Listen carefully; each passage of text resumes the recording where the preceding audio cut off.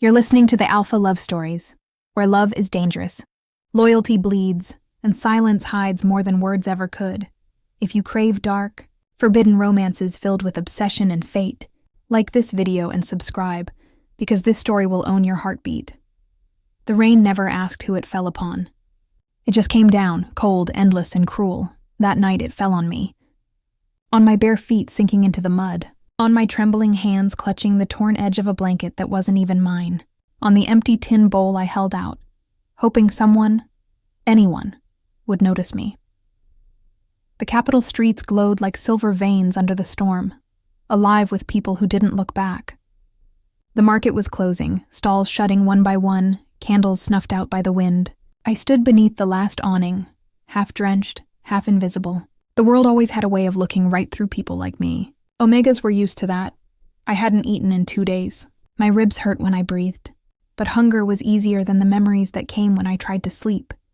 Memories of fire, of a woman screaming my name, of wolves howling through smoke. My name. I couldn't even remember it fully anymore. Sometimes I whispered it to myself. Lyra, maybe. Or Lena. The rain took even that from me. A carriage rolled past, heavy and black, the wheels slicing through puddles like knives. The royal crest glimmered faintly on its side, a golden wolf with a crown of thorns. The Alpha King's symbol. People bowed as it passed, lowering their heads, but I just watched. There was something strange about it, something that made my heart pound. The horses snorted steam into the cold night air. The carriage slowed, then stopped. For a moment, the world went still. The rain softened. Even my breath seemed too loud. The door opened, and he stepped out. Tall, broad-shouldered, wearing a cloak of dark leather soaked with rain. His eyes caught the lamplight, gold, fierce, alive even in the storm. The kind of eyes that belong to a ruler or a predator. His scent cut through the damp air. Cedar, smoke, and something older. Something that tugged at the forgotten corners of my mind. I didn't know who he was. Not really. But my knees trembled anyway. Everyone whispered stories of the Alpha King, how his voice could make an army kneel, how he once tore through a rogue pack alone after his daughter vanished 3 years ago. I had no business looking at him. And yet, I couldn't look away. He glanced around as if searching for something. Or someone, and his gaze landed on me. For a second I thought I imagined it, but no. His eyes locked on mine, and I felt it. That strange, suffocating pull, like recognition trying to claw its way through years of fog. I lowered my head quickly, clutching my bowl tighter. My voice came out small, breaking between raindrops. "Please, sir, just a piece of bread." He froze. It was as if the word "sir" had struck something inside him, a place long buried. His chest rose, his jaw clenched, and for a heartbeat I thought I saw pain flash across his face. He took a step closer. The guards tensed, but he lifted a hand, a silent command that stopped them cold. "What did you say?" His voice was deep, almost quiet, but it carried through the rain like thunder under the earth. I swallowed hard, afraid to repeat it. "Please, sir, I'm hungry." The silence that followed was heavier than the storm itself. He looked at me the way one might look at a ghost. His eyes softened. Not pity, not anger. Something else, something raw. Then, to everyone's shock, he removed his cloak and placed it around my shoulders. "Bring her to the palace," he said. I froze, certain I'd misheard. The guards exchanged glances, uncertain whether to obey. An Omega beggar? In the king's home? But his tone left no room for questions. The world blurred as they guided me toward the carriage. I wanted to resist. Fear screamed inside me. But my body was too weak, my stomach too empty. I sank into the seat, the leather cold beneath my skin, his cloak heavy with warmth and scent. As the door shut, I dared one last glance at him through the window. He stood in the rain, unmoving, watching the carriage go. And in his eyes, I saw something I hadn't seen in anyone's in years. a flicker of recognition, like he'd found something he'd been searching for all this time. The palace was a blur of gold and shadows. I had never seen so much light in one place. Everything glittered. Marble floors, silver candelabras, walls that seemed to whisper secrets of old kings. The servants looked at me with disgust, as if I were dirt staining their perfect world. They led me to a small chamber near the back, close to the servant quarters. Warmth from a fire washed over me, and for the first time in months I stopped shivering. I touched the cloak around me. His scent lingered. It was strange. It made my chest ache, like something deep inside me recognized it.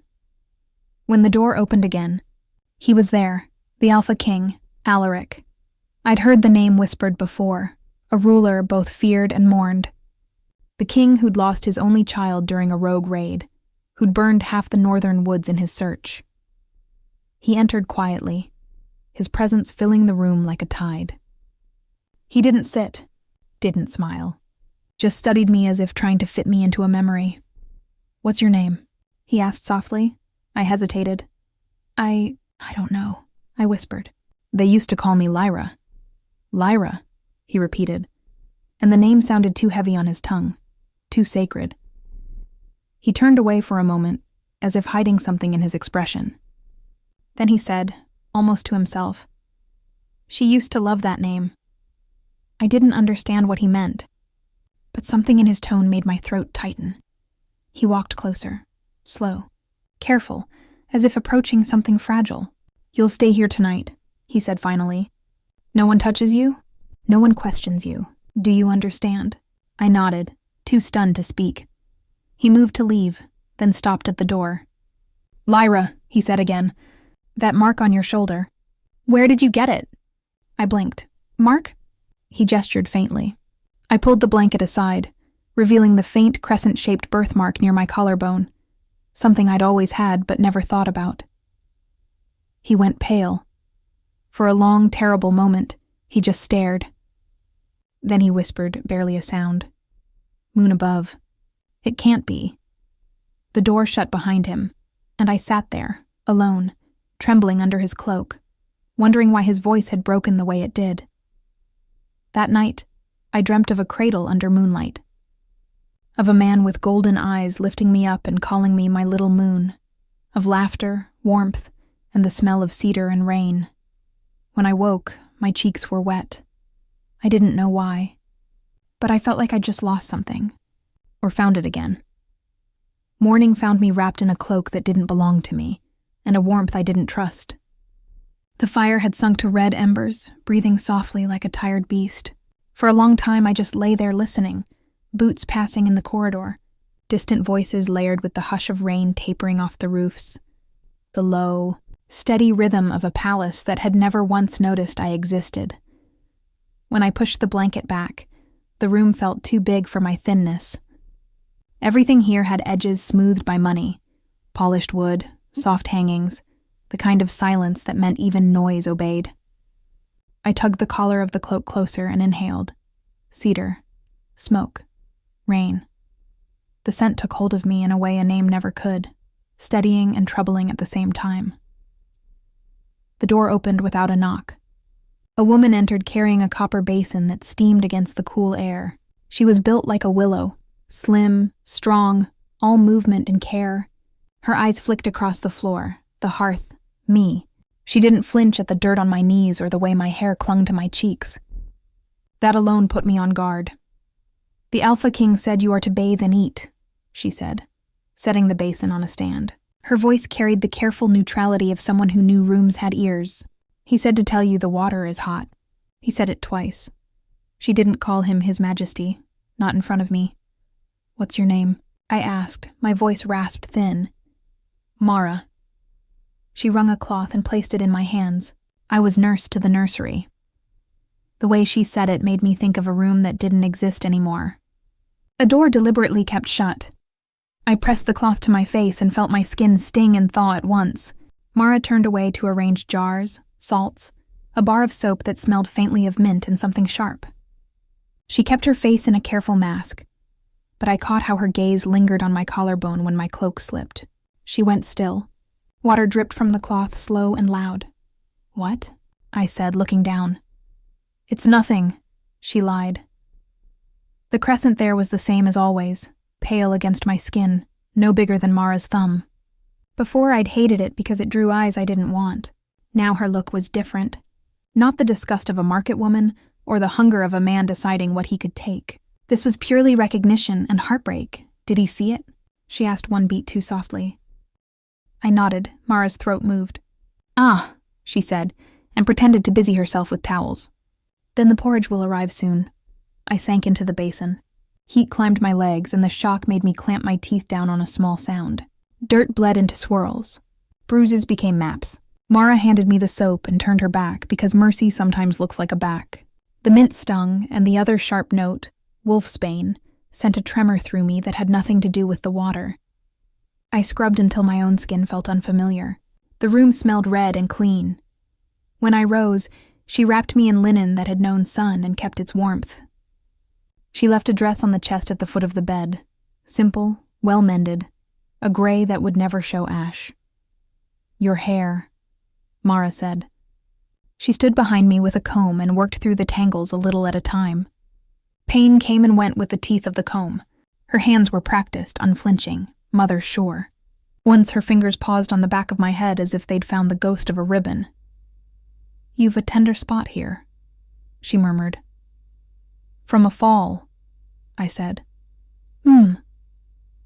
The sound meant yes and no both. Sometimes a fall is a push the world won't admit. I didn't ask how she knew that. I didn't ask what she had lost. Food arrived as if conjured from hunger itself. Porridge with honey pooled like amber. Dark bread, a soft wedge of cheese, a small dish of stewed apples that tasted like autumn for people who never ran. I tried not to devour it. I failed. Mara pretended not to notice the way my hands shook. "Slow," she said. "Your stomach will punish you if you win too quickly." I learned the rhythm of it. Spoon, breath, pause. The sweetness hurt my teeth. Tears came for no reason, except that my body had remembered relief. Before the tray was empty, he came. The door eased inward and the air shifted around him, as if the room had been a pond and a stone had been dropped. He paused on the threshold. His hair was wet at the temples. His cloak exchanged for a dark tunic that drew every line of him sharp. He took in the basin, the clean dress, the way Mara stood a half step behind me as if she were a guard, and I something to be guarded. "Leave us," he said gently, but the gentleness didn't make it a suggestion. Mara bowed and slipped out. I wished she'd taken the tension with her. It stayed and sat between us like an extra chair no one had invited. "You ate," he observed. I wasn't sure how to answer a fact. "Yes." He moved to the window and looked out over the courtyard, where a once black rain had brightened into a rinse that made stone shine. "Do you remember anything from last night?" He asked without turning. "Rain," I said. "Your carriage, your cloak." He exhaled in a sound that might have been a laugh if he'd remembered how. "That cloak is older than I am," he said. "It belonged to my father. I have always hated how it smells of him. But last night it didn't. What did it smell of?" He glanced back. Hope. The word scraped something open inside me. I pressed my palm to my collarbone where the mark lay, as if I could rub it away. He saw, and his gaze slid to the curve of the crescent as if the line itself were a road home. "What do they call you?" he asked. "Lyra," I said, and hated how uncertain it sounded on my tongue. You think, I have had a few names. The kind given by people who didn't plan to keep me long. The kind that fit for a season, and then were thrown away when the forage failed or the work ran out. "What did your mother call you?" he asked quietly now. Smoke, screaming, a hand on my head pushing me under a table. The smell of iron and wet wool. I groped for something that didn't have edges, and came up with only pain. "I don't know," I said, and felt like an apology. He came away from the window and took the chair across from me. He didn't lean. He didn't crowd. He gave me a table of space and watched me fill it with my breath. "You have a mark," he said. "I saw it when you moved the blanket." I nodded. "That mark is rare," he said. "In my family, we call it the moon's hand." He lifted his own, and, For a strange moment, I thought he would reach across and press his palm to mine to compare their sizes like people do when they forget they're strangers. He didn't. He rested his hand on the table instead, fingers splayed. His ring caught the light, a thin circle of gold etched with a crescent and 5 small stars.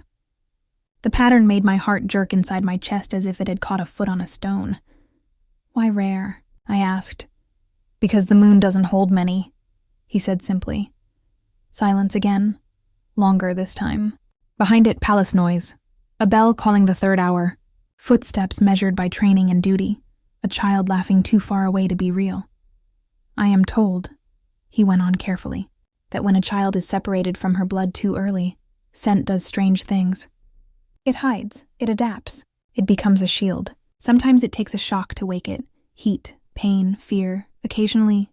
He looked at my face, my collarbone, my hands, the shape of me as if each piece completed a picture he was trying to name without scaring it away. Occasionally kindness. The spoon in my bowl had stopped moving.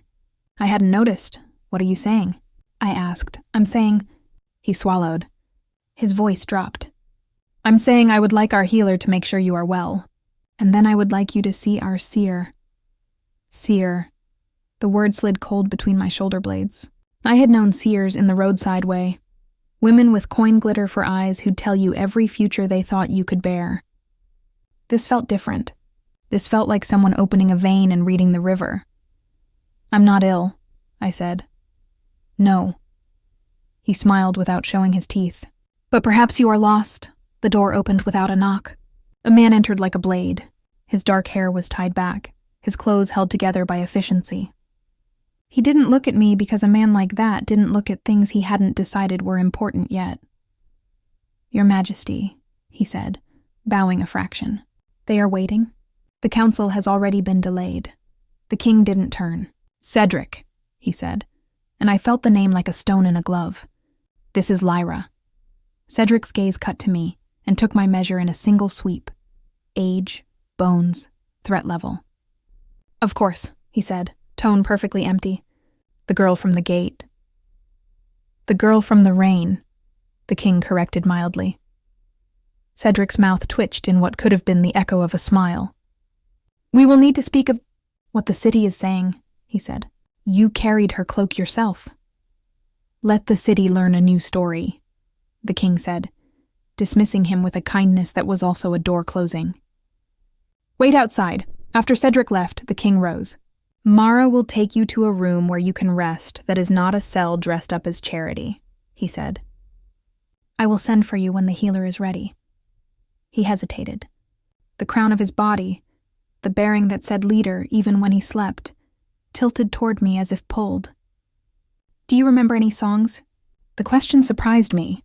My mouth said no. My throat said yes. Somewhere between them, a sound broke free, and before I could catch it, I was humming a tune I didn't know I knew, simple, lilting, the kind sung to babies who fight sleep like a battle. He went still in a way I would later learn was not stillness at all. It was lightning, preparing. The air felt thinner. He stood like a man who had just opened a door to find an old life waiting on the other side. "My nurse," I lied, because fear has a way of standing up ahead of truth and telling it to go back to bed. "Somewhere," he swallowed. "Mara," he said. "She sings to herself when she bakes. She always did." I didn't admit I'd never been in a kitchen. When he left, my knees gave. It wasn't the hunger now. It was how close something had stood to me without a knife in its hand.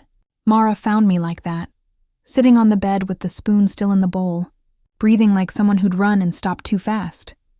"He wants the healer to see me," I said when she asked with her eyes. "Of course," she said. There was nothing casual about the way she smoothed the bed covers, the way she checked the window latch, the way she looked at the mark on my collarbone as if it might lift and speak. "He's waited 3 winters to ask anyone anything." "For what?" "To bring a child home," she said. And the way her voice softened when she remembered the nursery made me close my eyes against a sudden, sharp ache. The healer's rooms were 2 corridors away through a part of the palace that remembered laughter in the corners. People passed us and pretended not to see. I heard the shifts in breathing, the sudden silences that collect around rumors before they grow teeth.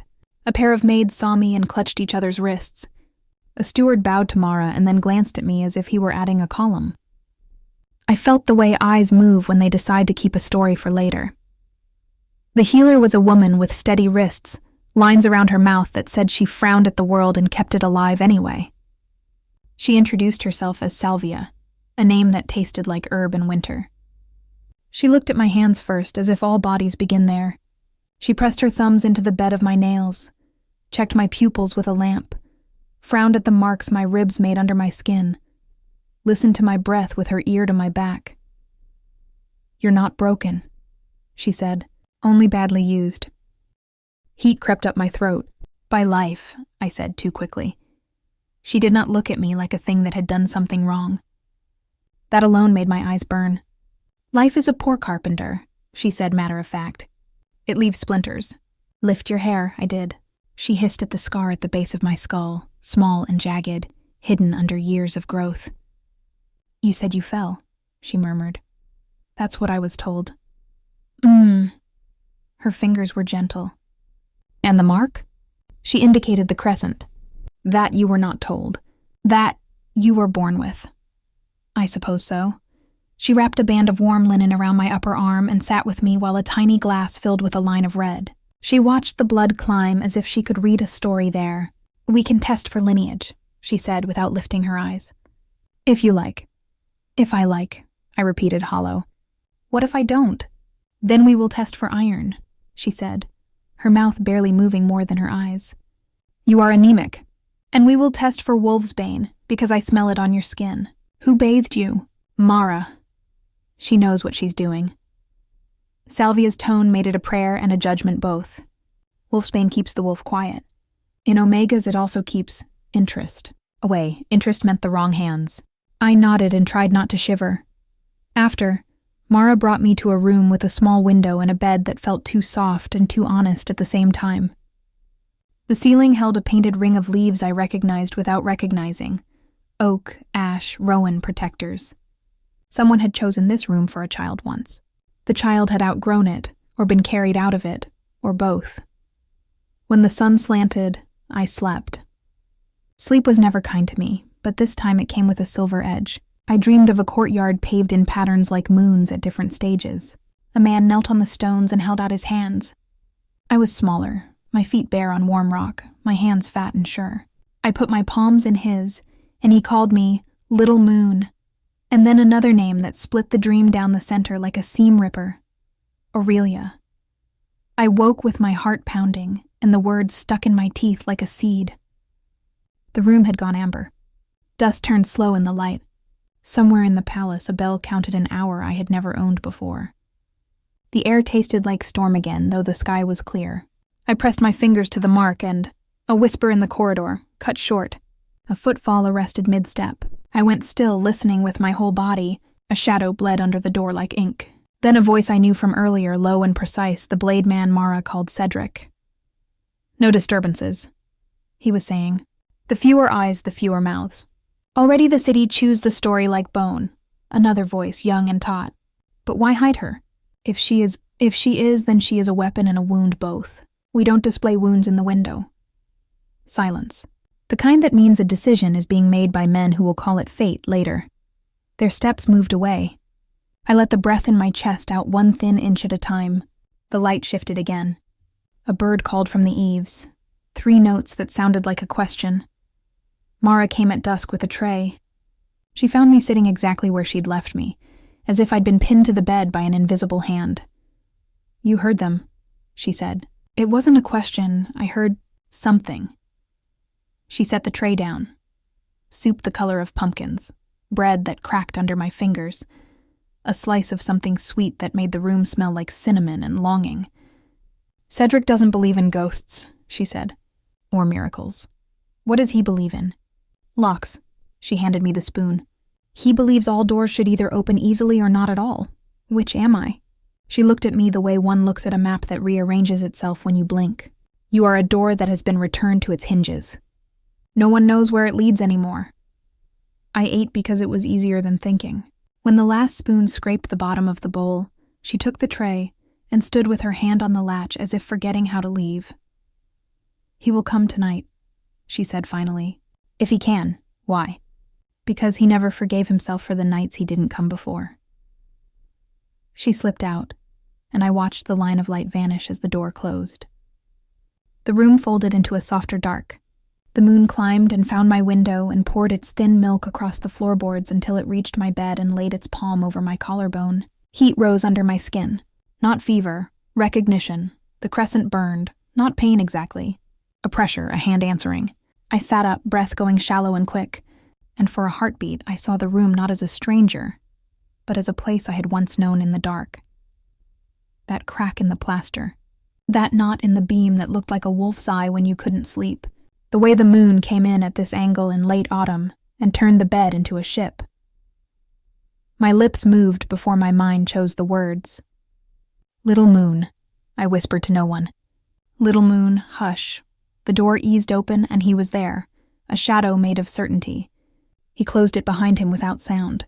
For a moment he didn't move, as if he were afraid the act of crossing the room would scatter something delicate I was holding. Then he came to the chair by the bed and sat and put his elbows on his knees and his face in his hands. His shoulders shook once, like a wolf throwing off rein.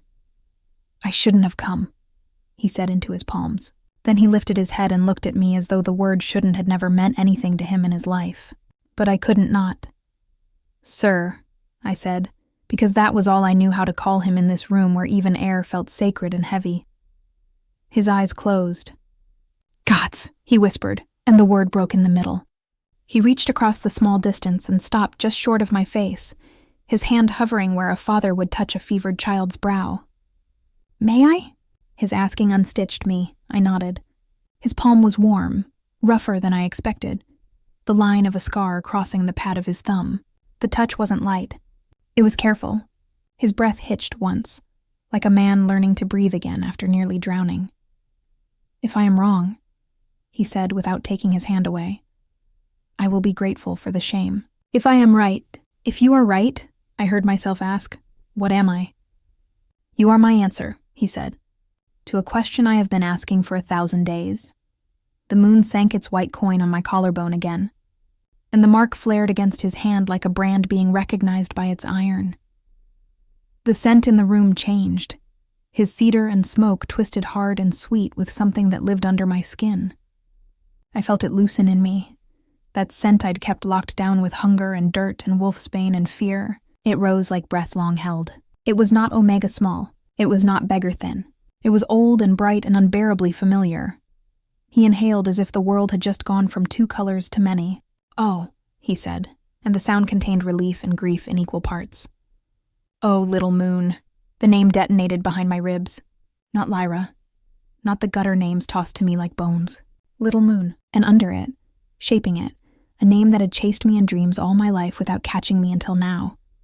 "Aurelia," he said, speaking it into the space between us, like a spell he'd sworn never to use anywhere but here. "Aurelia." The sound threaded into my bones and pulled. Something in me leaned forward as if to meet it. My mouth shaped the beginning of a word I hadn't let myself keep. "Pup!" The rest stuck, sharp and sweet and impossible. A soft scrape caught both our ears at once. The hall. A shadow moved under the crack of the door, too slow, too careful. The king's hand left my forehead and went to the knife at his belt, with the same motion a storm makes when it finds a tree. He didn't stand. He didn't need to. The shadow paused, as if unsure whether to become danger or disappointment, then slid away. I heard the faintest whisper of fabric and a retreat measured to sound like nothing. He didn't relax. His gaze stayed on the door a beat longer, then returned to me with the knowledge that few rooms are as private as we pretend. "They will talk," he said softly. "They will say I have lost my mind again. Let them. I have lost worse. What did you lose?" The question came before I could swallow it. He smiled without mirth. 3 winters, he said, and everything I thought I controlled. We stayed like that a long time, listening to a palace pretend not to watch us.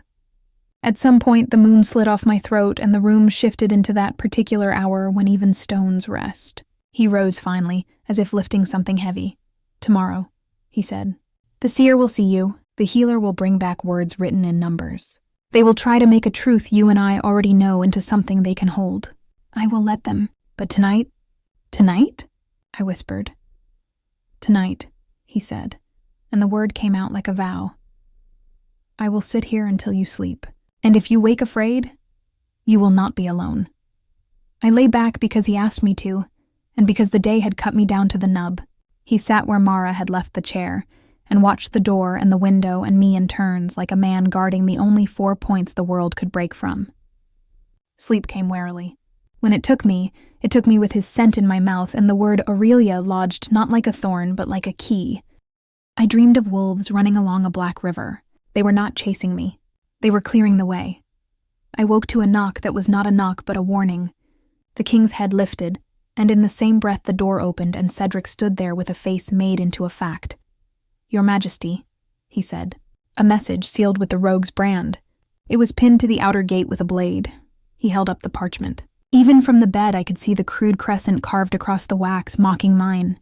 The letters were ragged, cut by a hand that had learned to write with a knife. Return what you stole, it said, the words like teeth. The king took the message without a flinch. He did not look at Cedric. He looked at me, and in his eyes I saw a storm the city had been spared for 3 winters, turning to face the right direction at last. Let them come, he said, very softly. Cedric glanced from him to me, calculating which lock to reach for first. Shall I move her, sire? No, the king said. He folded the parchment once, cleanly. We have moved her enough. He sat again in the chair and waited with his hands on his knees, and the knife at his belt, and the world outside our door learning, at last, whose name belonged to which mouth. And I lay with my hand on the crescent and felt it. For the first time, answer to one. Morning came not with light, but with whispers. The palace breathed differently now. Every corridor tight with tension, every servant's footstep deliberate and hushed. It was the kind of silence that follows thunder, or waits for it. I woke to find the chair beside my bed empty. The Alpha King had gone. The cloak he'd left behind still held the ghost of his scent, cedar, smoke, rain. The same scent that clung to the fragments of my earliest dreams.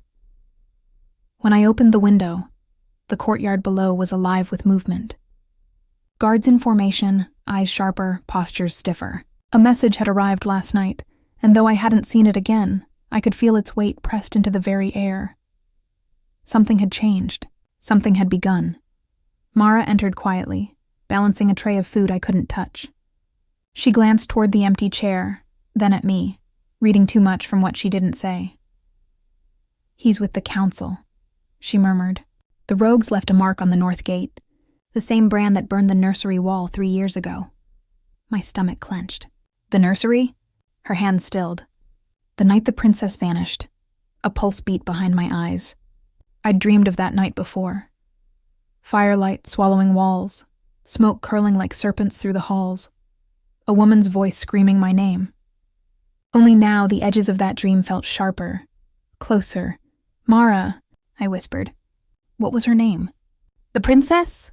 Mara's face turned toward the window, the light brushing her cheek like forgiveness she didn't want. Aurelia, the sound hollowed the room.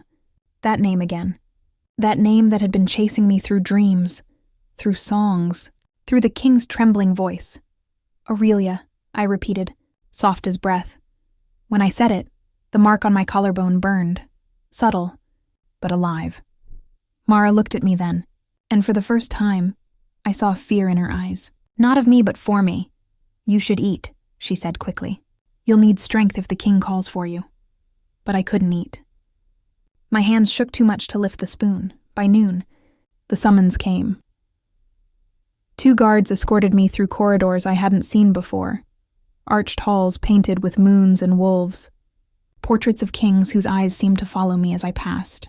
Each step echoed like a memory rising from the floor. They brought me to the king's study. He stood by the window again, his back to me, a map spread before him. Sunlight cut through the glass, gilding the edges of his hair. On the map were dark ink circles, territories, borders, marks of war. When he spoke, his voice was low, almost reverent. When I was a child, he said, my father told me that wolves don't truly forget their scent. That no matter how far they wander, something in their blood pulls them home. He turned. His eyes met mine, and I felt that pull, raw, magnetic, impossible to explain. You were found beyond the eastern border, he continued. That's rogue territory. The same direction my soldiers tracked the kidnappers 3 years ago. I said nothing. Words were fragile things. They would shatter if I used them too soon. He stepped closer, his expression torn between hope and restraint. Do you remember anything? A fire? A song? A voice calling your name? The world tilted. My breath hitched. Images flickered behind my eyelids like torn film. A cradle rocking in a burning room. A silver pendant glinting on the floor. Hands pulling me through smoke. And a voice. Deep. Broken. Calling Aurelia. I pressed my palms to my temples. I don't know. I see things, but they don't feel like mine. He reached for me, then stopped halfway, as if touching me might undo everything. Memories are clever liars, he said softly. They hide until the heart is ready to listen. Later, I found myself wandering the West Wing, the Forbidden Wing. The guards outside didn't stop me. Maybe they'd been told not to. Maybe he'd let me go where ghosts still walked. The hallway was lined with doors sealed long ago. Dust softened the marble. Sunlight filtered through stained glass in shades of crimson and gold. At the end, one door stood slightly ajar. I pushed it open. The scent hit me first. Lavender and parchment, faded fabric, and something sweet underneath, like honey left too long in the sun. A nursery. The room was untouched. Toys neatly arranged, a rocking chair draped with a small quilt, and on the far wall, scars of fire crawling up the stone, stopped midway, frozen in time.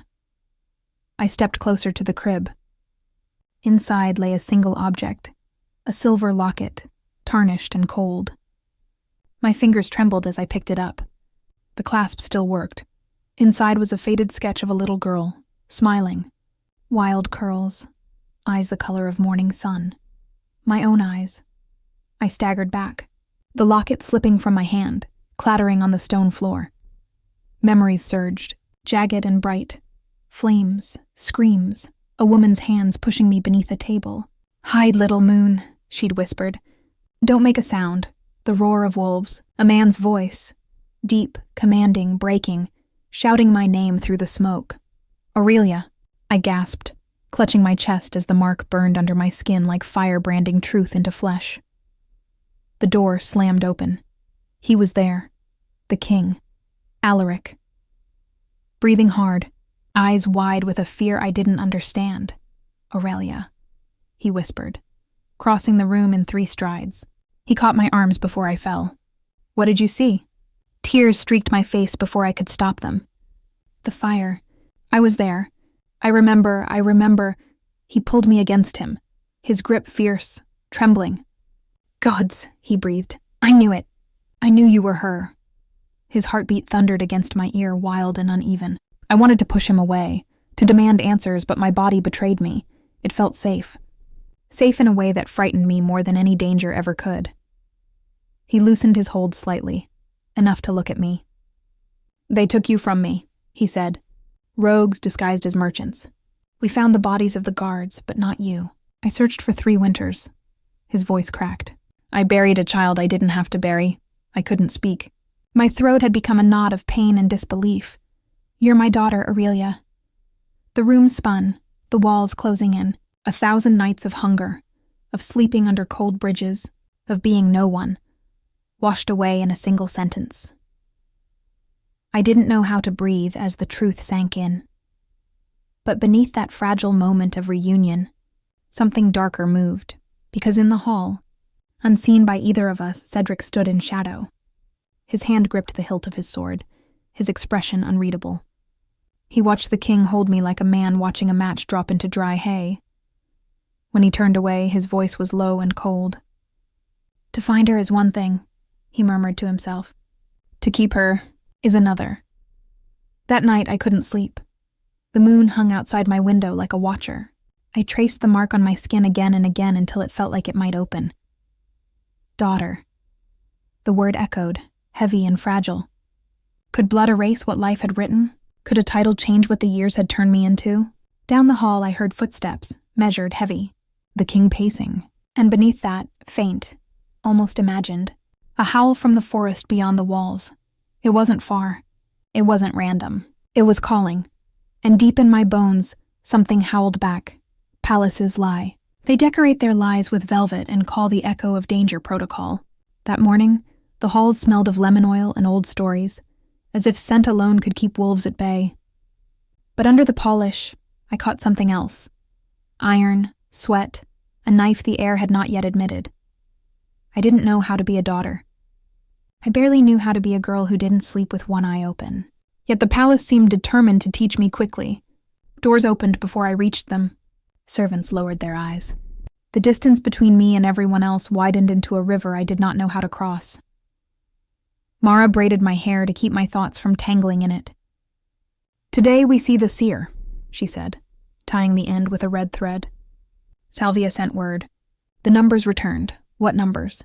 Those that make men believe what their bones already know. I thought of the king, of Alaric, sitting with his face in his hands beside my bed. Of the way the word Aurelia fit me like a name worn soft by years, even if my mouth was clumsy around it still. I wanted to ask Mara what one does with a father after 3 winters of not having one. But the question felt too big for morning. Cedric met us at the corner where the west wing turns narrow and dark. His expression had been carved, not grown. "No detours," he said, tone flat. "No one approaches her without my word. Her. Not the princess.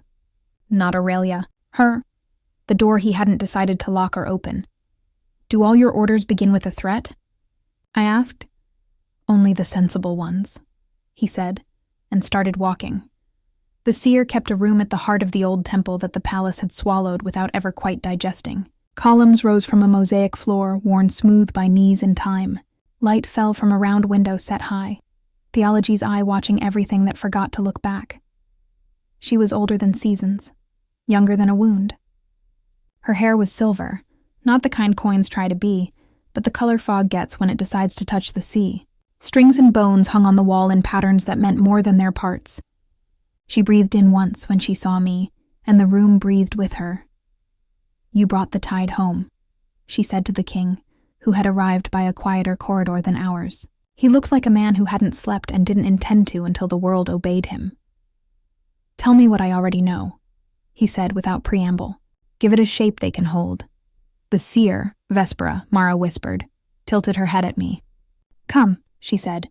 "Give me your hands." I did. Her palms were warm and dry, a weather that made other weathers choose a season. She closed her eyes and hummed a little at the back of her throat. The sound found a pitch inside my chest and settled there like a bird on a branch it had been building for years. "Blood is a thread," she murmured. "And scent is the needle. Both remember where they were first pulled." She opened her eyes. "You are a woven thing, child. And you were not cut from this cloth. You were cut for it." My throat tightened. "Then, she is yours," Vespera said to the king. Not cruelly, not gently. Simply, bone to bone, breath to breath. The moon signed her before she ever opened her eyes. Alaric did not move. Something in him loosened anyway, a fist teaching its fingers how to be 5 again. Cedric's jaw worked once, as if he were swallowing the part of himself that wanted hard proof to come stamped in steel. Mara made the smallest sound, equal parts prayer and ache. Vespera did not release my hands.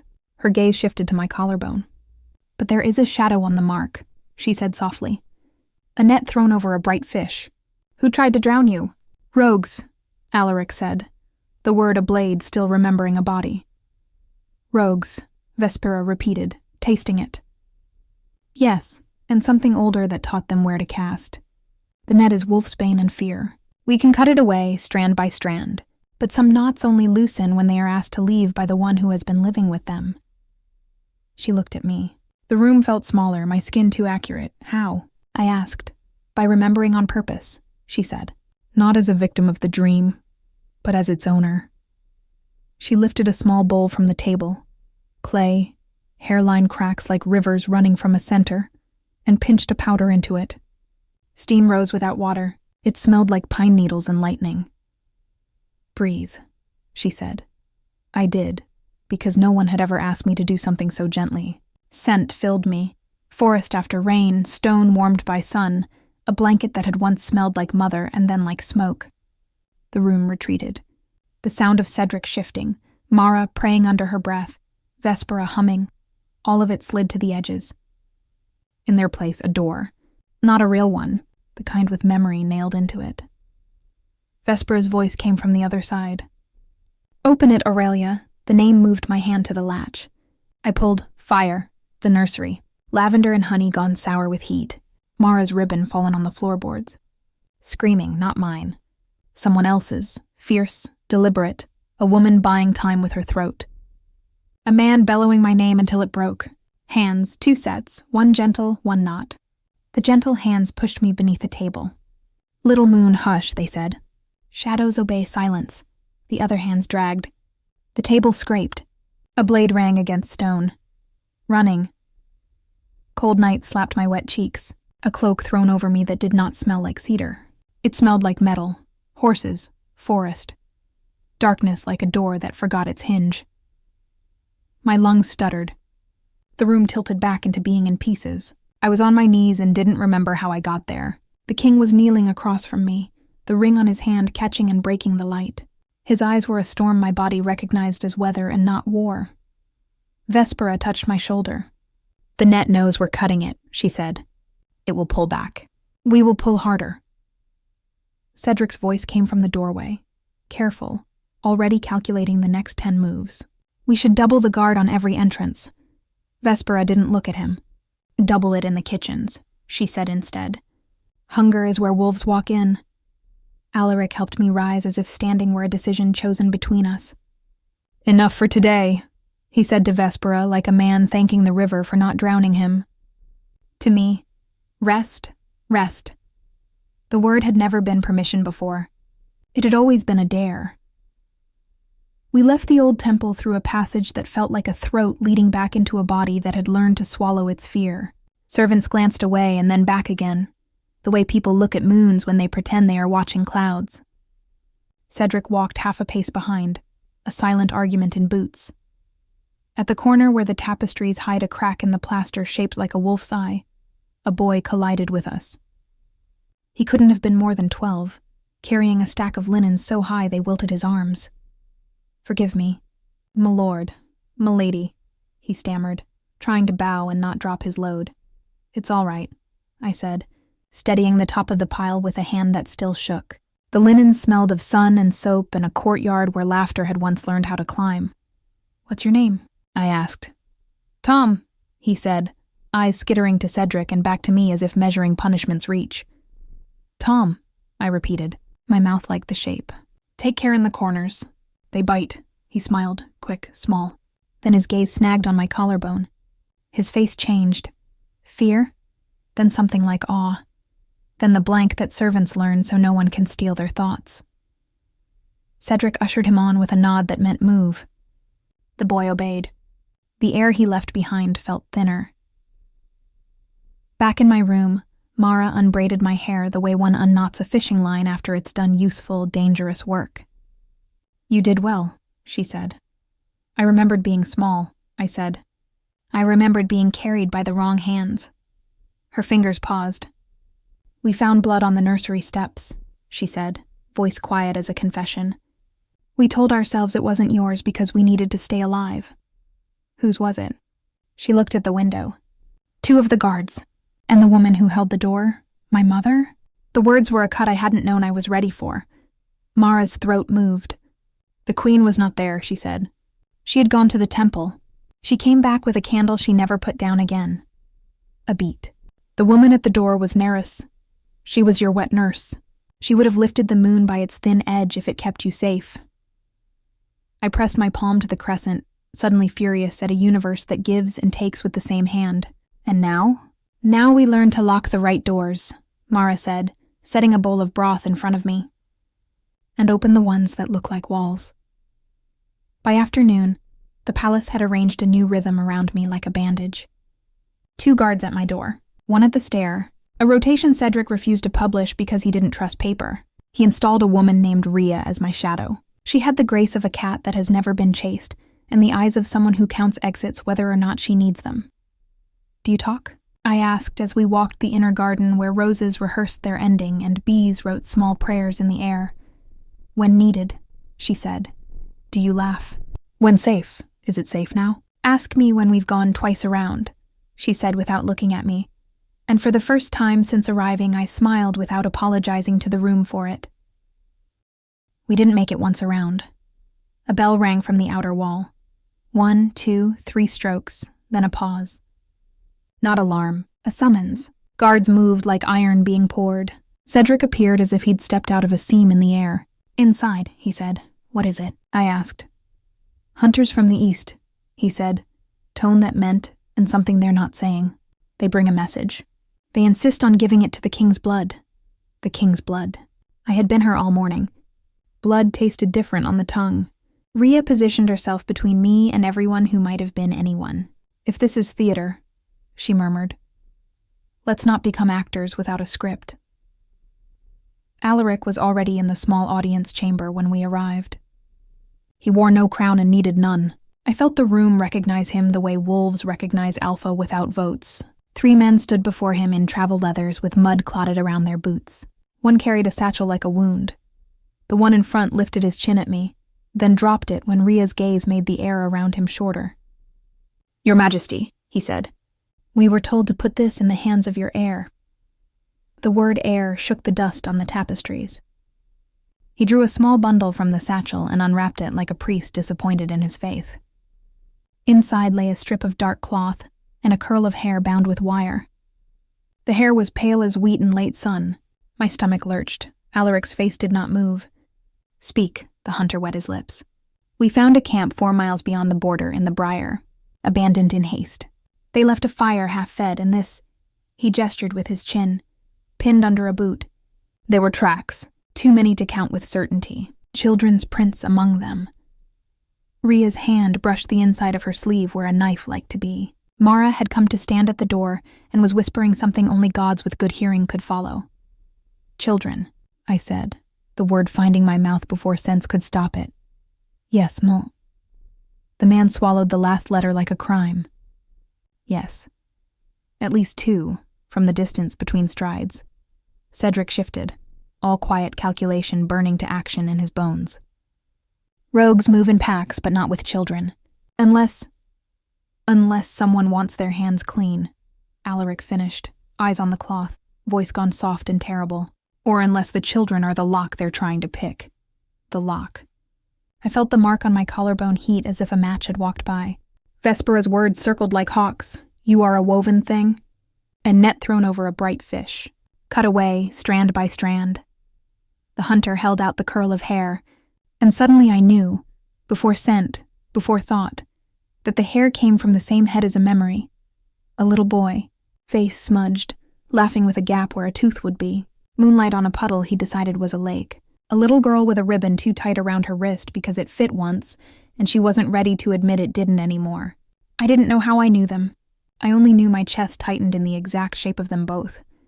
"I want to go," I said. The room spinning, coming back, spinning again. "No," Cedric said. An entire battlement built into the word. "Yes," Alaric said at the same time, and the battlement grew wings and lifted. "Under guard." "Under my eye." Rhea didn't flinch. "Then we prepare as if for war and hope it is only for a walk." We did not go. Not yet. Cedric closed the gates on the outer court and opened the armory. He doubled the watch not in towers but in shadows, exactly as Vespera had warned. Mara packed a satchel with bread and dried meat, and a small vial of something that smelled like courage lying about being fear. "Just in case," she said, tucking it under the strap. Dusk arrived wearing the day's face. We ate in a room where portraits watched us consider what they would have done with a danger they never met. Alaric barely touched his plate. His eyes kept drifting to the door. "Rogues don't leave tokens," he said to no one and everyone. "They take. They don't warn. They wound. Someone wants you to move," Cedric said. "So we will not. Not until we see their second mistake." The second mistake came before he finished his sentence. A scream sawed the air in the inner courtyard. Not the high scream of panic, the kind the body makes when it meets an answer it can't live with. We were in motion before silence hit the floor. Rhea went first, her knife already part of her hand. Cedric flanked, 2 guards on his gesture fanning wide. Alaric and I entered the courtyard together. Wind had risen without permission. Torches guttered. In their jumpy light, shapes moved where shapes should not. At the center, Tom, the boy with the linens on his knees, a hand wrapped in his hair, a blade pressed to the pulse at his throat. Behind him stood a man whose face had been erased on purpose. Hood low, mouth set in a smirk learned in alleys that never saw sunlight. His other hand held a chain, and at the end of the chain, a little girl, no older than 7, eyes wide, ribbon cutting a red line into her wrist. The world narrowed so fast I nearly fell out of it. Easy, the man crooned. Royal blood travels with too many friends. His gaze skated over Alaric and landed on me. There she is. The moon's hand. He grinned. Return what you stole, your majesty. You stole her, Alaric said. His voice could have woken mountains. The man's smirk deepened. And yet, here she is returned. I hear you prefer to keep doors. We prefer them open. Cedric's eyes measured distance. Angles wind, God. Rhea leaned into her stance. Weight over the balls of her feet. A coil wound as far as it would go. Let the boy go, I said, and didn't recognize my own voice. It had grown a spine I hadn't put in it. Let the girl go. I'll come. No, Alaric said, knife flat. Yes, the man said, delighted. See? The lock wants to be a key. Something old woke up inside my bones then. Not the wolf, not yet. The watcher. The piece of me that had learned to count exits before counting kindness. I let my fear move to the edges of me where it could see better. What do you want to open? I asked quietly. The man's eyes glittered. The gate that keeps kings in charge, he said. The one beneath the old temple. The one your ancestors shut when they decided who matters. Vespera's room. The mosaic floor like a sea. The round window above that always watched. I tasted storm water. You don't know what that gate does, I said. The words tasted like someone else had taught them to me. He shrugged. We know enough. Blood opens what blood closed. Rhea's gaze flicked to me for half a heartbeat. Permission, warning, both. Cedric tightened his grip. I stepped forward. Every body in the courtyard changed shape to stop me. Alaric's hand caught my arm, iron, shaking. I looked at him and saw a father, not a king. Please, I whispered. Trust me, he let go. Not because it was wise, because he heard the part of my voice that sounded like a woman he had lost twice. I walked toward the man with the chain, and the boy with linen on his knees, and the girl with a ribbon gnawing into her wrist. The man's smile sharpened. Closer, he said. I took one more step. Closer, he taunted. Close enough, I said. Then I breathed. Not the way I breathed to stay alive all those years. The way a wolf breathes when it remembers it has a name. I let the wolfsbane the bath had left behind bleed out through my pores. I let hunger and cold and fear unclench. I let the scent I had caged rise. It did, all at once. Cedar met moonlight and turned into something new. The mark at my collarbone went hot, then cold, then brilliant, as if someone had pressed a coin from the sky into my skin and pulled it back out again. The air thickened. The guard staggered a fraction. Rhea's mouth opened around a word her knife already knew. Cedric cursed, soft, admiring, furious. The man's grin faltered. What? Let them go, I said. And this time I didn't say it as a beggar or a foundling. I said it with a voice that had burned in a nursery once and learned to command fire.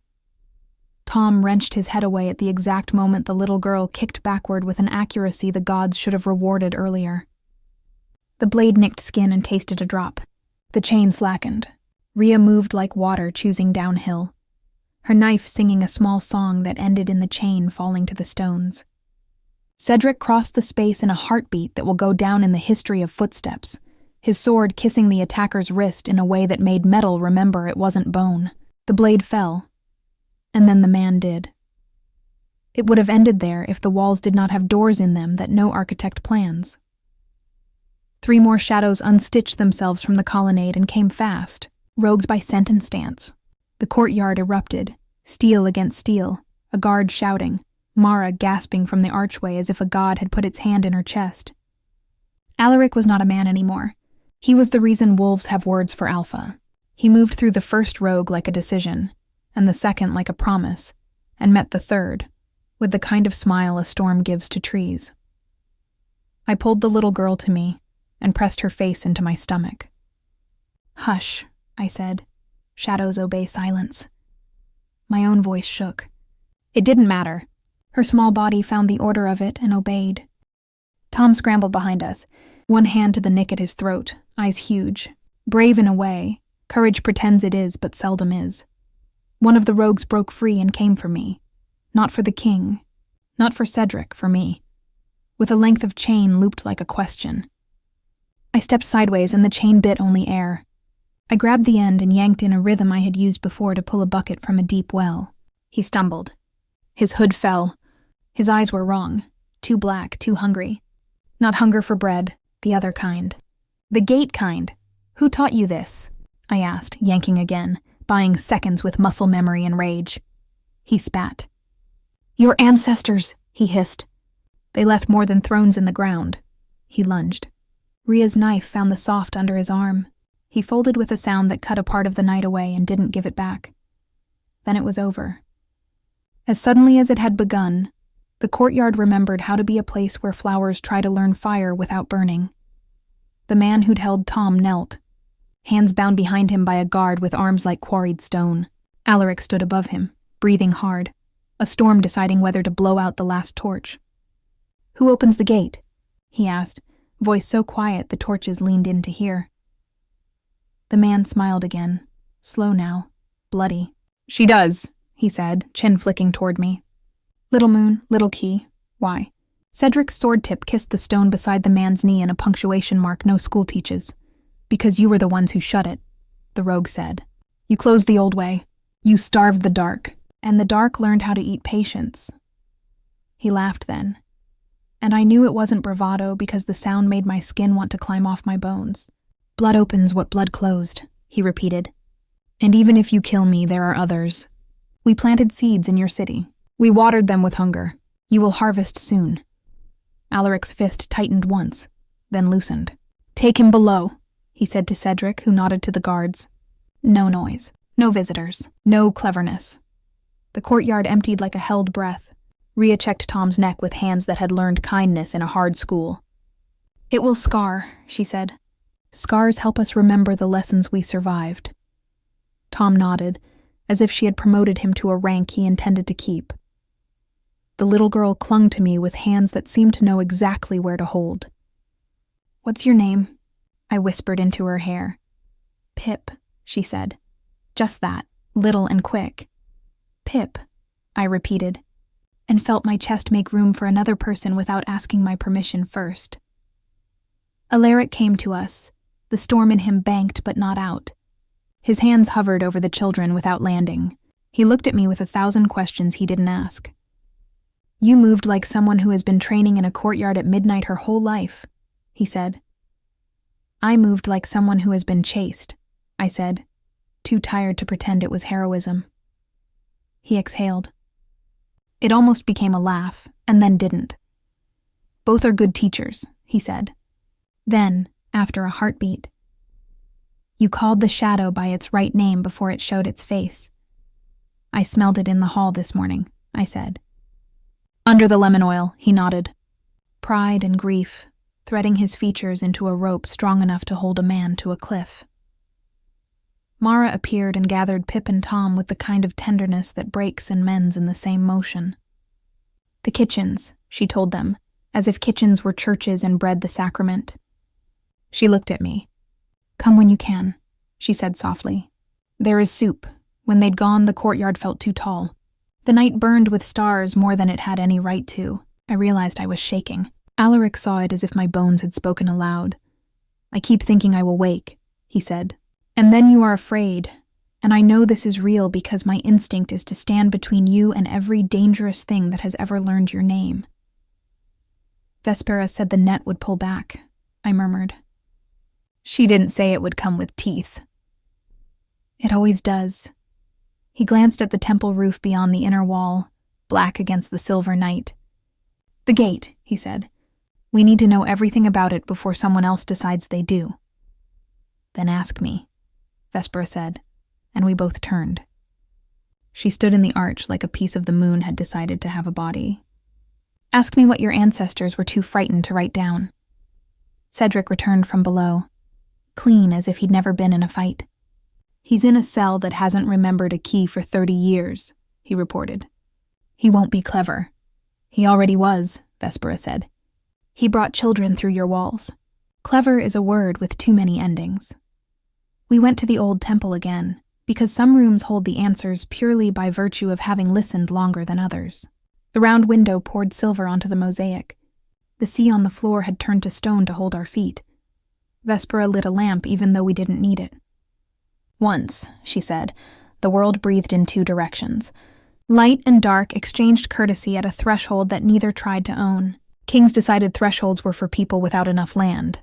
They sealed a gate beneath this floor with blood and oath and fear. They called it safety and forgot that safety is an appetite. What lies beyond it?" Alaric asked. "Not monsters," Vespera said, smiling sadly.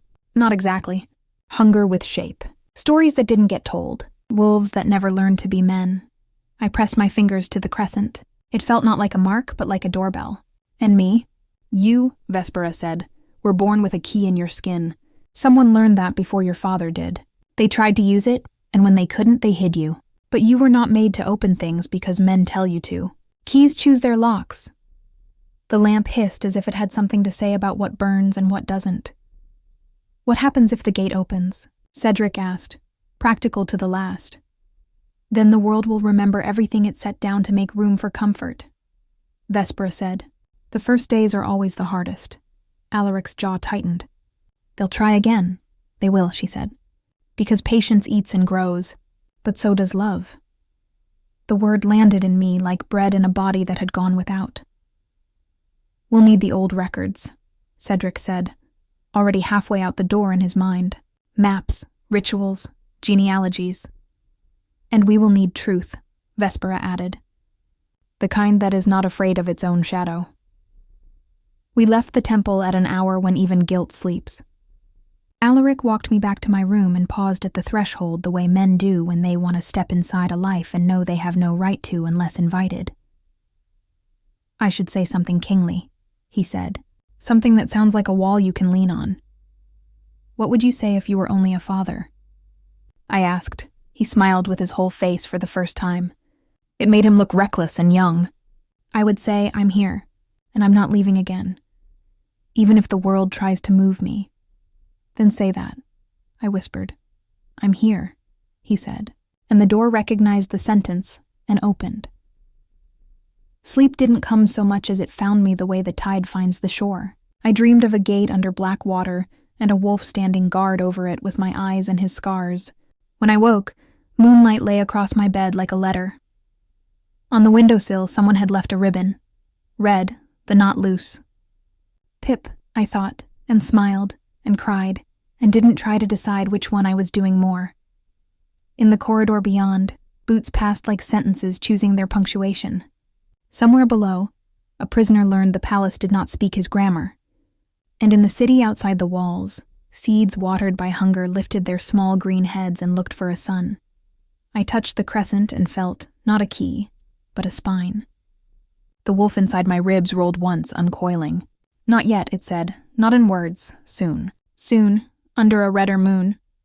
I lay back and listened to my own breath print a map on the air. I did not know where it led.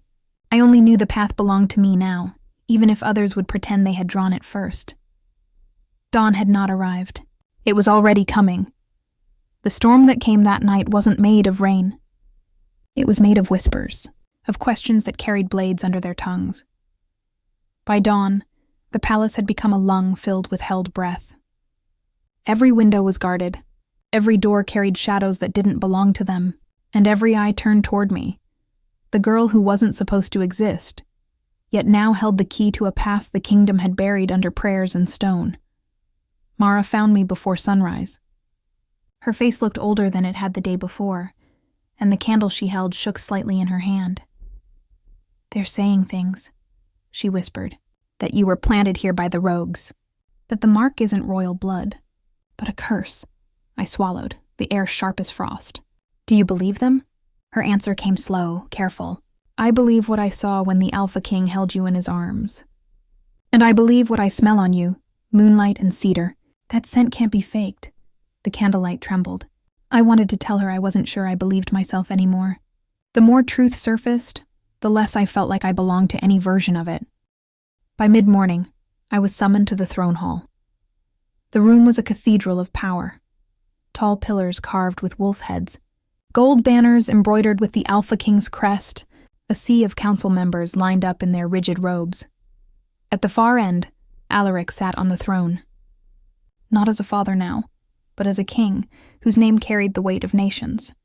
His eyes met mine when I entered, and I felt a tremor in the air, recognition wrapped in restraint. To his right stood Cedric, his sword gleaming like quiet judgment. And beside him, Vespera, calm, still, watching the room with eyes that saw through everything polite enough to pretend otherwise. The council began. An elder stepped forward. His robes brushed the marble, voice smooth and venomous. With respect, Your Majesty, this girl's sudden appearance, this claim, it cannot be coincidence. The rogues attack, the child appears, and the mark shines as if on command. He turned to me, his gaze heavy with suspicion. Who are you really, child? A survivor or a weapon? I wanted to speak, but my throat was sand. My heart beat loud enough to fill the hall. Alaric rose before I could answer. She is Aurelia of House Vale, he said, his tone carved from iron. My daughter. My blood. The words struck the air like thunder. The council stirred. Then prove it, another elder demanded. By the right of scent and blood. Gasps rippled. Even Cedric shifted his stance. That right wasn't ceremonial. It was ancient, dangerous. Once done, it bound truth to the moon itself. If I was his daughter, the bond would hold. If not, it would burn. Alaric's eyes softened, but there was no hesitation. Prepare the circle. The ritual chamber lay beneath the throne hall, a hollow heart of marble and salt. Moonlight spilled through a single opening in the ceiling, a pale wound in the stone. They placed a bowl of silver water at the center. Around it, sigils carved by generations of kings glowed faintly, pulsing with old power. I stood barefoot beside him, my pulse wild beneath my skin. Vespera's voice filled the chamber, low and melodic. Blood calls to blood. Let the moon bear witness. Let the truth find its name. She motioned for me to step forward. I bit my thumb and let a drop of blood fall into the silver bowl. The water hissed. Alaric did the same. His blood fell beside mine, crimson rippling through moonlight. The sigils flared. A wind rose from nowhere. The scent of iron filled the air. Then the world stopped. The light reached up, threads of silver winding around our wrists, climbing to our hearts. For a heartbeat, I couldn't breathe. I felt him. Every memory, every grief, every moment he'd searched through forests and ash. I saw it all, and he saw me. The alleyways I'd slept in, the hunger that had become my heartbeat, the nights I'd cried for faces I didn't remember. Then the circle burst in light so bright it felt alive. When it faded, the sigils had turned gold. The mark on my collarbone glowed faintly, the same shape now mirrored across his forearm. The bond had accepted us. I was his, and he was mine. Silence filled the chamber, deep and heavy. The council knelt first. One by one, the others followed. But as they bowed, I saw Cedric's eyes. Not disbelief. Calculation. He wasn't kneeling. He was thinking. When the hall cleared, Vespera stayed behind. She moved to the bowl and touched its rim. The water had gone still, but not calm. The bond is real, she said quietly. But it woke something else. Alaric turned sharply. What do you mean? The blood answered more than the moon, she whispered. There's another thread in her lineage, older than your house. One that doesn't kneel to the light. The words crawled into me like frost. What does that mean? Vespera met my gaze. It means the rogues didn't make you their key. They found you because you already were one. That night, I couldn't sleep. Every sound felt too loud. The drip of water outside my window, the sigh of the wind through the banners. The bond mark on my father's arm had sealed with a faint silver shimmer. Mine pulsed in response, glowing softly whenever I moved. Mara came quietly, carrying a mug of warm milk and herbs. "Drink," she said. "It keeps nightmares away," I smiled faintly. "What if the nightmare's already awake?" She didn't answer. She didn't have to. Hours later, I wandered. The palace slept uneasily, its halls dim, its shadows restless. I walked the corridor toward the old temple. The door was ajar again. Inside, the air smelled of rain and burnt sage. The mosaic floor gleamed faintly under moonlight. Vespera stood by the altar, speaking softly to someone I couldn't see. But when she turned, she wasn't alone. Cedric stepped from the shadows, his expression caught between loyalty and doubt. "She can't stay here," he said. "The rogues won't stop until they have her." "They don't want her," Vespera replied. "They want what sleeps beneath her blood." "Then she's a danger to the kingdom," he snapped. "You've seen what power does when it's left unchecked." "She is the kingdom," Vespera said quietly. "And the day may come when even you will kneel to her." He went still. "Then let's hope that day never comes." They both turned when I stepped forward. Neither looked surprised.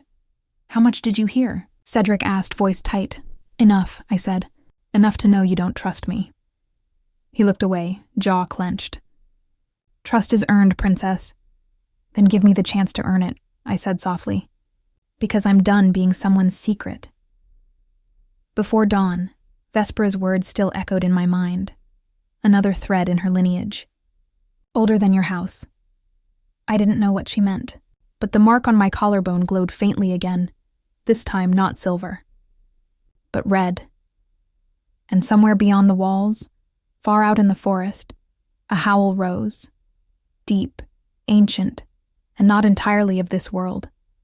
The dawn came red, not the red of sunrise, but the red that follows battle, the color that seeps from truth when it's been cut open. The palace bells hadn't rung yet, but the whole kingdom felt awake, restless. The bond that tied me and Alaric had changed more than our blood. It had changed the air. Every wolf in the capital felt it. Every whisper in the wind now carried my name. Aurelia, daughter of the Alpha King, born of moonlight and shadow. But power never walks alone. It drags fear behind it like a shadow that refuses to be quiet. I found Alaric standing on the balcony above the courtyard. The sky bled over the horizon, and his cloak moved with the wind like a storm trying to hold its shape. He didn't look like a king just then. He looked like a father who had finally found the heartbeat he thought he'd buried. When he turned to me, the bond shimmered faintly on his arm, a silver crescent pulsing in time with mine. "Do you feel it?" he asked. I nodded. "Like the world's listening." "It is," he said quietly. "It's been waiting for you to speak." I leaned on the railing beside him. The morning air was sharp, full of the metallic scent of rain and forge fire. Below us the soldiers were gathering. Cedric barked orders. Rhea checked blades. The rogues had been spotted near the forest line again, small, shifting shapes between the trees, like ghosts rehearsing their return. "War is coming," I whispered. Alaric didn't deny it. "It's already here. The rogues won't stop. They know what you carry now." I looked down at my hands that had once begged for bread, now trembling with something ancient and alive. "Vespera said my blood holds something older than your crown, something they want." He nodded slowly. "The first Alpha's mark, the blood of the moon's chosen. It was said to sleep in one child every 1,000 years. My heart stuttered. "And it's me." "Yes," his voice softened. "But it doesn't make you a weapon. It makes you a choice, and the world will try to choose for you." By midday, the palace had turned into a fortress. Guards lined the walls. Scouts came and went, carrying reports that grew darker with every hour. I tried to eat but couldn't. The mark on my skin burned, whispering in pulses I couldn't understand, like a drumbeat in a language older than words. Mara entered quietly. Her eyes were tired but fierce. She placed a silver pendant in my palm, a crescent entwined with a wolf. "This belonged to your mother," she said. "The queen kept it close every day since the fire. She said the moon would bring you home." I held it tightly, the metal cool against my skin. Where is she? Mara hesitated. In the temple. She prays for you every night. I didn't think. I ran. The temple was quiet, heavy with incense and candlelight. At its center knelt a woman in white, her hair streaked with silver, her back straight despite the weight of grief she carried. When she turned, I stopped breathing. Her eyes were my eyes. Her lips trembled like a name trying to find its way home. Aurelia, she whispered. The sound broke something inside me that had been holding on too long. I fell to my knees before her. Mother. She came forward, hands shaking, then cupped my face the way one might hold light after years of darkness. Tears fell freely down her cheeks, onto my skin, like rain that had waited 3 winters to fall. I thought you were gone, she sobbed. I searched until my voice broke. I was gone, I said, voice cracking. But I came back. The moon led me home. She pulled me close, her heartbeat wild against mine. You have your father's stubbornness, she murmured, smiling through tears. And my recklessness. No wonder the gods couldn't decide who to punish. We laughed through the ache, 2 halves of a story that finally remembered how to end. But before warmth could settle, the temple doors burst open. Cedric entered, sword drawn, breath heavy. They've breached the outer walls. Rogues, dozens. They're heading for the lower gate. The queen's face hardened, grief turning to fire. Then let them come. The moon doesn't hide from shadows. The battle began before the bells could ring. From the balcony I saw the forest move, shapes darting between the trees, eyes glowing like embers. The rogues came not as soldiers, but as hunger-wearing fur and fury. The king roared the command. Arrows rained down. The clash of steel echoed through the valley. I felt it before I saw it. A pulse in my blood, deep and ancient, calling to something in the night.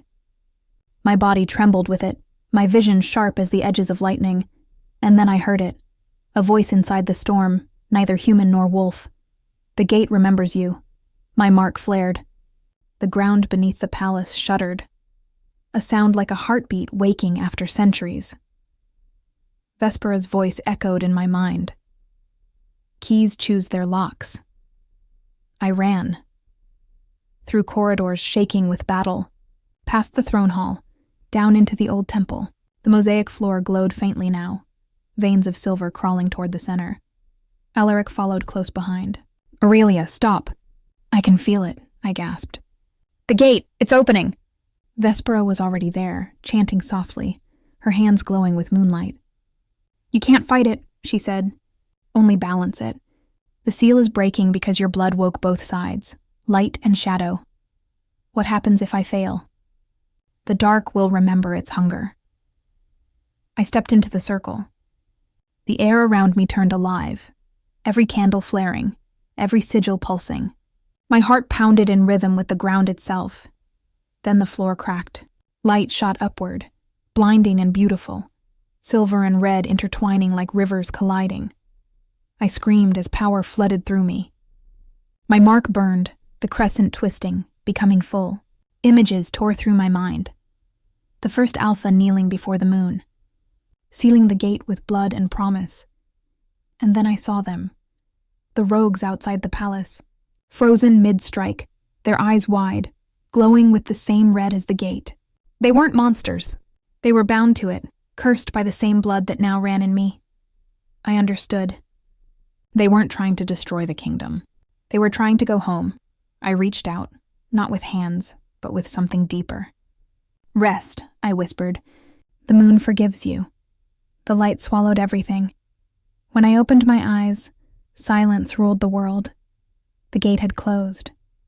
The cracks were gone. Outside, the battlefield was still. The rogues gone or lying unconscious, their faces peaceful for the first time. Alaric knelt beside me, his hands on my shoulders, his eyes wide with both terror and awe. It's over, he breathed. No, Vespera said softly. It's begun. She looked at me, not with fear, but reverence. The gate is sealed in her now. The blood of the moon runs in 2 reigns, father and daughter. Light and shadow. Together you are balance. Alaric's voice was thick with pride. "Then the kingdom has its future." He turned to the soldiers gathering at the doorway. "Bow," and they did. Every one of them. The hall filled with the sound of kneeling, armor clinking, hearts steadying. I looked at them, my people. The same ones who had once turned away from a hungry Omega girl in the rain. And I understood. Power wasn't about crowns or bloodlines. It was about what you chose to protect when the world gave you every reason to turn away. That night, the palace lights burned late. Mara sang an old lullaby in the courtyard for the children. Cedric stood watch with quiet respect. The queen prayed under the stars, and Alaric and my father sat beside me on the balcony, both of us wrapped in the same cloak that once sheltered a starving stranger. The moon hung above us, full now, bright and patient. "Do you think peace will last?" I asked. He smiled faintly. "Peace never lasts, but love does if you fight for it." I leaned against him, my head on his shoulder, the bond between us steady and alive. Below, the city began to sing, low, hesitant, growing stronger. And somewhere in the forest, a single wolf howled, not in mourning, but in promise. The war was over. The gate was closed, and the moon had kept its word.